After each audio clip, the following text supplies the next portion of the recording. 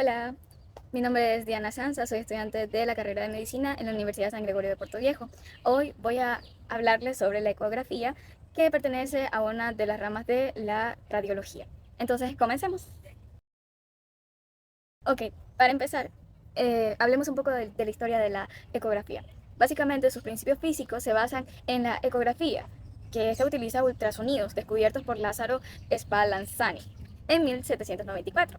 Este lo estudió en la ecolocalización en murciélagos. Sus primeros usos médicos fueron en 1942. Carl Dusik utilizó los ultrasonidos para visualizar estructuras intracraneales. Avances en la década de 1950, Ian Donald aplicó la ecografía en la obstetricia y ginecología, mejorando así la detección de anomalías fetales. Ahora, luego se desarrolló el Doppler en los años 1960. Shigeo Satomura introdujo la técnica Doppler para evaluar el flujo sanguíneo. Luego pasó el tiempo de modernización, que fue en los años 1980 a 1990, que se desarrollaron imágenes en tiempo real, con Doppler en color y ecografía 3D y 4D. Y esto mejoró la resolución y precisión diagnóstica en el área de salud. Ahora sí, pasemos a entender qué es la ecografía. La ecografía vendría a ser un método de diagnóstico por imágenes que utiliza ultrasonidos para visualizar órganos, tejidos y estructuras internas del cuerpo en tiempo real. Se basa en la emisión de ondas sonoras de alta frecuencia, que estas son reflejadas por los tejidos y son captadas por un transductor para generar imágenes.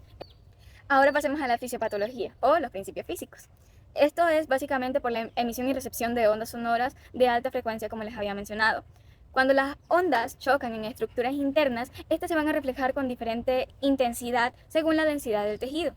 Esta velocidad de propagación varía según el medio, o sea, rápida si es en sólidos como el hueso, lenta si es en líquidos. La ecogenicidad depende de la composición del tejido. Hay estructuras hipoecoicas o estructuras con baja reflexión, como lo son los líquidos. Hiperecoicas, cuando son estructuras de alta reflexión, como lo son los huesos, y estructuras calcificadas y los mismos cálculos. Y por último, el isecoico, con estructuras con ecogenicidad similar a los tejidos circundantes.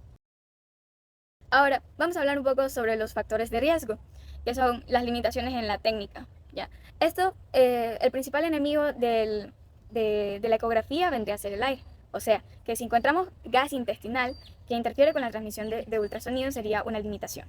La obesidad puede dificultar la penetración de las ondas. La dependencia del operador, porque la ecografía es 100% dependiente del operador. O sea, una ecografía para que salga bien tiene que ser una buena técnica, ya que la interpretación puede variar muchísimo y puede afectar en un diagnóstico. El uso limitado en estructuras óseas o pulmonares, debido a la baja penetración en aire o en hueso.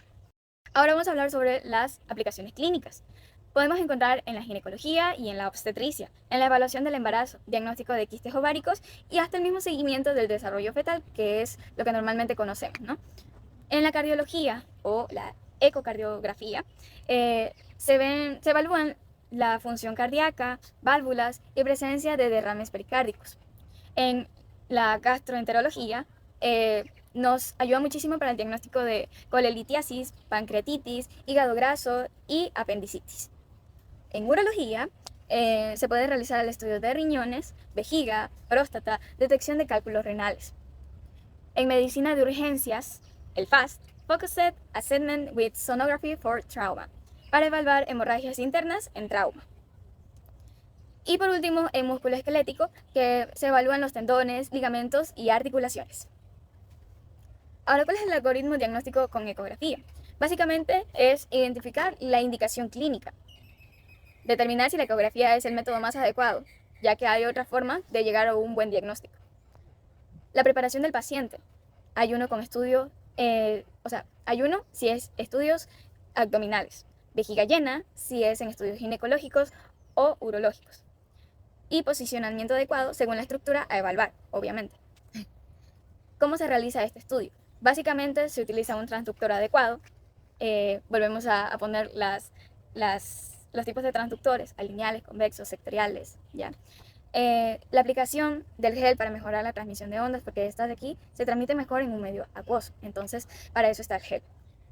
La evaluación en diferentes planos y angulaciones. No es suficiente con una sola posición, sino que nos vamos a fijar en otras posiciones para estar seguros de qué es lo que estamos viendo. La interpretación de imágenes.